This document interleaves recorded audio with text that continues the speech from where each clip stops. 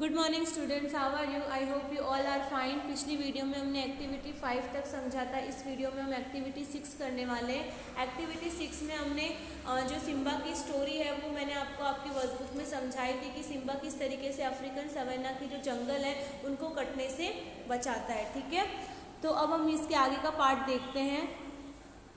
यहाँ तक ये स्टोरी मैंने आपको समझाई है।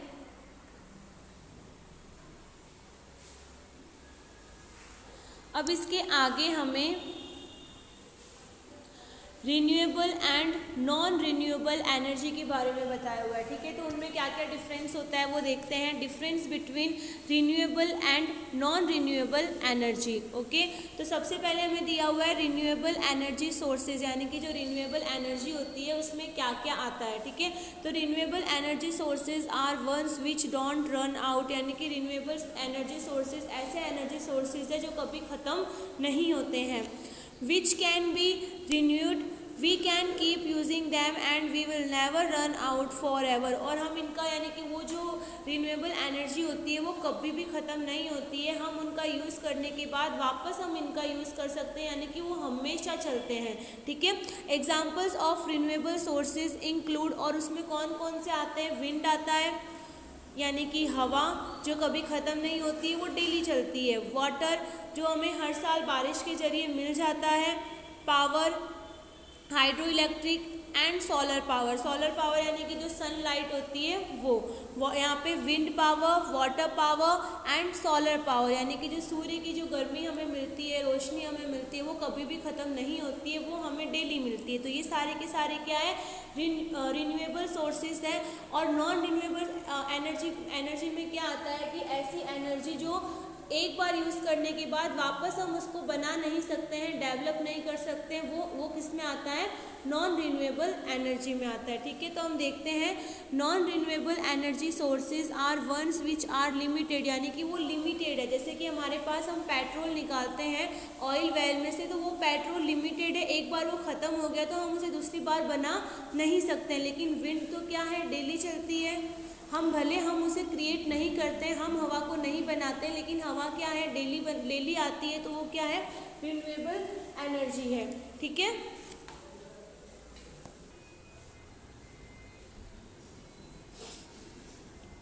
As we use them to generate energy, अगर हम उनका यूज़ जनरेट एनर्जी के लिए करेंगे, लाइक अगर हम पेट्रोल का यूज़ अगर हम अपने व्हीकल्स को चलाने के लिए करते हैं, तो पेट्रोल क्या है? लिमिटेड है, वो एक न एक दिन ख़त्म हो जाएगा, क्योंकि इंडिया की पॉपुलेशन एंड वर्ल्ड की पॉपुलेशन इतनी ज़्यादा है और आजकल सभी लोगों के पास बाइक या फिर कोई ना कोई व्हीकल होता है, या तो बाइक या तो कार, कुछ ना कुछ व्हीकल उनके पास होता है। तो उनको चलाने के लिए हमें किसकी ज़रूरत पड़ती है? पेट्रोल की ज़रूरत पड़ती है। लेकिन पेट्रोल क्या है? लिमिटेड है, वो एक न एक दिन वो ख़त्म हो ही जाएगा। ठीक है, as we use them to generate energy they get used up and can't be use second time. और एक बार अगर हम पेट्रोल का यूज़ कर ले तो उसका यूज़ हम दूसरी बार नहीं कर सकते, क्योंकि वो ख़त्म हो जाता है।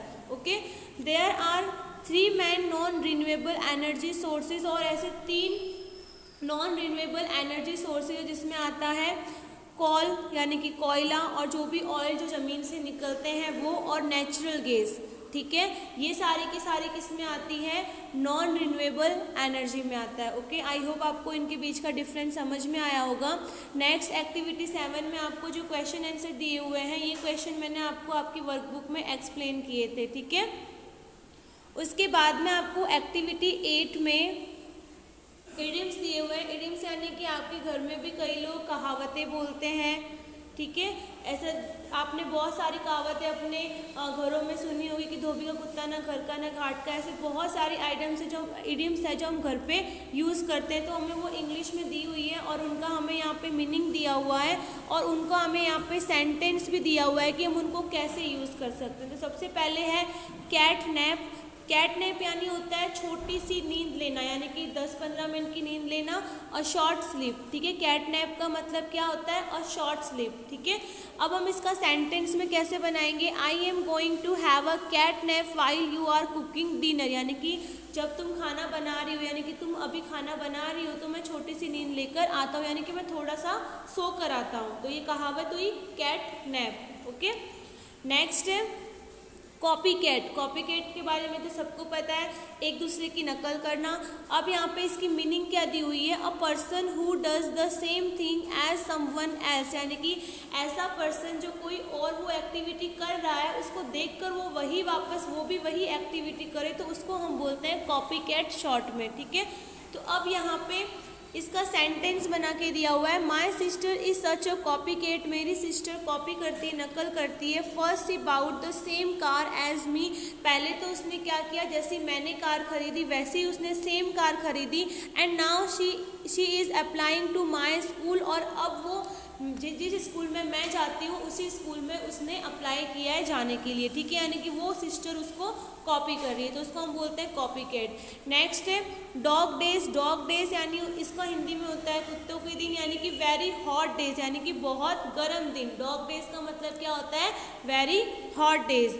अब यहाँ पे इसका एग्जाम्पल सेंटेंस क्या होगा, I sleep in the basement during the dog days of अगस्त, यानी कि वो अगस्त में, यानी कि गर्मी के दिनों में, अगस्त में वैसे तो बारिश का सीज़न होता है लेकिन अगस्त में उस टाइम पे बहुत गर्मी पड़ रही थी, तो वो अपने बेसमेंट या फिर अपने वो हॉस्टल में उस टाइम पे वो सोता था। Okay, next have a cow, तो इसका मीनिंग क्या होता है, गॉट एक्सट्रीमली अपसेट, यानी कि बहुत ज़्यादा दुखी होना मतलब होता है हैव अ काउ, यानी कि हमारे पास गाय होना इसका मतलब ये नहीं होता है, इसका मतलब होता है कि गेट एक्सट्रीमली अपसेट, यानी कि वो बहुत ज़्यादा अपसेट है। जैसे यहाँ पे डॉग डेज यानी कि कुत्तों का दिन, इसका मतलब नहीं होता है, इसका मतलब क्या होता है, वेरी हॉट डेज। ओके, यानी कि ये जो इडियम्स है इनकी यहाँ पे मीनिंग अलग निकलती है, इनको इसको आपको हिंदी करके वैसे यूज़ नहीं करना है। My teacher had a cow when she realise nobody had done the homework, मेरी टीचर को बहुत दुख हुआ जब किसी भी बच्चे ने होमवर्क नहीं किया था, तो उसका मतलब होता है हैव अ काऊ, यानी कि अपसेट होना। नेक्स्ट है फिसी यानी होता है स्ट्रेंज, डाउटफुल, ऑड, यानी कि कुछ अलग होना, कुछ अगर हमें अलग दिखता है तो हम क्या होते हैं, स्ट्रेंज होते हैं, यानी आश्चर्य होते हैं, हमें डाउट होता है, तो उसको हम बोलते हैं फिशी। तो इसका सेंटेंस क्या बनेगा, I knew something fishy was going on when I saw all of my friends car in my mom's driveway, यानी कि मुझे ऐसा ज़रूर लगा था जब सारे के सारे फ्रेंड्स मेरे घर पे आए थे, तो कुछ ना कुछ वहाँ पे फिशी यानी कि कुछ ना कुछ स्ट्रेंज था, ठीक है।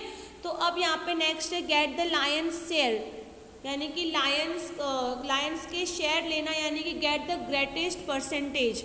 ओके, यानी कि सबसे ज़्यादा परसेंटेज प्राप्त करना। तो यहाँ पे सेंटेंस क्या बनेगा, my brother got the Lions share of cake, यानी कि मेरे ब्रदर को सबसे ज़्यादा परसेंटेज मिले हैं। ओके, नेक्स्ट है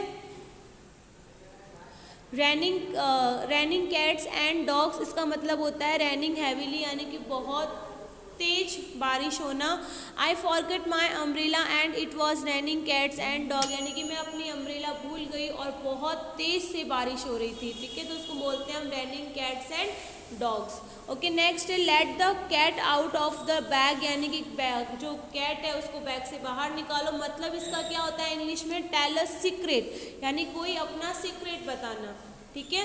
तो अब इसका हम क्या बनाएंगे sentence, who let the cat out of the bag about the surprise party, यानी कि इस सरप्राइज पार्टी का जो सीक्रेट था वो किसने सबको बता दिया। ओके, इस तरीके से आपको ये इडियम्स पढ़ने हैं और इनकी मीनिंग समझनी है और इनके एग्जाम्पल के जो सेंटेंस है उनको करना है। ओके, नेक्स्ट जो एक्टिविटी 9 है, उस एक्टिविटी 9 को मैंने आपको वर्कबुक में समझाया था कि जो लायन होते हैं वो कितना खाना खाते हैं और वो कितनी देर से दहाड़ते हैं, ठीक है, और वो किस तरीके से शिकार करते हैं, वो सारा का सारा मैंने आपको समझाया था, ठीक है। नेक्स्ट हम एक्टिविटी 10 देखते हैं। एक्टिविटी 10 में जो नेशनल पार्क है गुजरात में, उस नेशनल पार्क के बारे में हमें बताया हुआ है, उस नेशनल पार्क में कौन कौन से एनिमल्स हैं, ठीक है, उसके बारे में हमें यहाँ पे बताया हुआ है। ओके, तो हम देखते हैं। Also tell them about the animals you have seen in forest our zoo and which sanctuary you would like to visit, यानी कि अब आपको अपने घर पे डिस्कस करना है कि आपने कौन कौन से एनिमल्स देखे हैं, कौन कौन से जंगल देखे हैं और कौन कौन से अभ्यारण्य देखे हैं जहाँ पे आप लाइव एनिमल्स को खुले में घूमते हुए आप वहाँ पर देख सकते हो। ठीक है, अब नेक्स्ट हमें पैराग्राफ दिया हुआ है, Gujarat state came into existence on May 1, 1960 after the division of the state of Bombay, यानी कि जब बॉम्बे से गुजरात अलग हुआ था 1 मई 1960 को, यानी कि 1 मई 1960 को बॉम्बे से गुजरात अलग हुआ था। पहले वो दोनों मर्ज थे, वो साथ में थे, लेकिन बॉम्बे से जब गुजरात अलग हुआ, the total geographical area of the state is 1960 24 square, यानी कि तो उसका जो एरिया था जिस टाइम पे गुजरात अलग हुआ तब उसका जो एरिया था वो कितना था, 1,96,024 स्क्वायर किलोमीटर का वो एरिया था, out of which 18,961.56 square kilometre, यानी कि 9.67 जो % जो एरिया था वो किसके लिए एरिया डिक्लेयर किया, जंगल के एरिया के लिए। यानी कि जब गुजरात अलग हुआ था तब उनके पास कितना एरिया था, 1,96,024 स्क्वायर किलोमीटर उनके पास एरिया था। लेकिन जब वो अलग हुआ और उसके बाद में अलग होने के बाद उसने क्या डिक्लेयर किया कि हमारे पास जो एरिया है उसका 9% एरिया कौन सा किसके लिए होगा, एनिमल्स यानी कि जंगल के लिए होगा। ठीक है, with 7.72% of area as forest covered, the unique feature of the state are the climate and geographical condition. Example, the largest coastline in the country, the salty desert, grassland and wetlands. यानी कि गुजरात का जो geographical condition है और जो climate condition है वो बहुत ही अच्छा है। यहाँ पे सॉल्टी डिजर्ट है, यानी कि बहुत सारे रेगिस्तान है, ग्रास लैंड है, घास के मैदान है एंड वेटलैंड्स है। ठीक है, this factor have given the state of diversity of a plant life and animal life, और इसकी वजह से यहाँ पे प्लांट लाइफ और एनिमल लाइफ बहुत ही अच्छी है। The royal Asiatic lion and wild ass have their last resorts of the world in Gujarat, यानी कि आप गुजरात में जो गिर अभ्यारण्य है वहाँ पे एशिया के जो लायंस है वो सबसे अधिक वहाँ पे देखने को मिलते हैं। The animals life consist of 14% fish, यानी कि यहाँ पे 14% फिश है, मछलियाँ है, 18% रेप्टाइल्स है, यानी कि उसमें पाइथन, कोबरा वो सब आते हैं, 37% यहाँ पे एविफोना यानी कि बर्ड्स है, अलग अलग तरीके के बर्ड्स यहाँ पे देखने को मिलते हैं, एंड 25% ऑफ द मैमल्स है पॉपुलेशन ऑफ द कंट्री, यानी कि इस कंट्री की जितनी भी एनिमल्स की पॉपुलेशन है उसमें से 14% फिश गुजरात में है, 18% रेप्टाइल्स है, 37% बर्ड्स एंड 25% मैमल्स है। ओके, नेक्स्ट अब यहाँ पे गुजरात में एनिमल्स के लिए पार्क बने हुए हैं, उसमें गिर नेशनल पार्क बनाया था 1975 में, और ये इतने एरिया में बना हुआ है, 256.71 स्क्वायर किलोमीटर में ये बना हुआ है। और ये कहाँ पे है, सासन गिर है, सासन गिर में है, डिस्ट्रिक्ट जूनागढ़, यानी कि जूनागढ़ के पास में जो सासन गिर है वहाँ पर गिर नेशनल पार्क बना हुआ है। उसमें कौन कौन से एनिमल है, उसमें लायन है, लेपर्ड है, चीता है, चौसिंगा, हाइना, मैमोथ, चिंकारा, ये सारे के सारे एनिमल्स वहाँ पे देखने को मिलते हैं। ठीक है, नेक्स्ट है ब्लैक बक नेशनल पार्क, 1976 में बना था, इतने एरिया में उसे बनाया गया था, 34.8 किलोमीटर स्क्वायर किलोमीटर में, और वो कहाँ है, वेल्वदार डिस्ट्रिक्ट में है जो भावनगर में है, और वहाँ पर भी ये एनिमल देखने को मिलते हैं। ठीक है, इस तरीके से वनसाडा नेशनल पार्क बनाया है, मरीन नेशनल पार्क बनाया है, वो इस साल में बनाया गया है, उसका यहाँ पे एरिया दिया हुआ है, वो कौन सी जगह पे है वो दिया हुआ है, और यहाँ पे कौन कौन से एनिमल्स देखने को मिलते हैं वो यहाँ पे आपको दिया हुआ है। ठीक है, ये आपको रीड करना है और समझना है। आज की इस वीडियो में इतना ही, यहाँ पे आपका चैप्टर 9 फिनिश होता है। आई होप आपको ये चैप्टर समझ में आया होगा। नेक्स्ट वीडियो में हम चैप्टर 10 देखेंगे। Okay, thank you.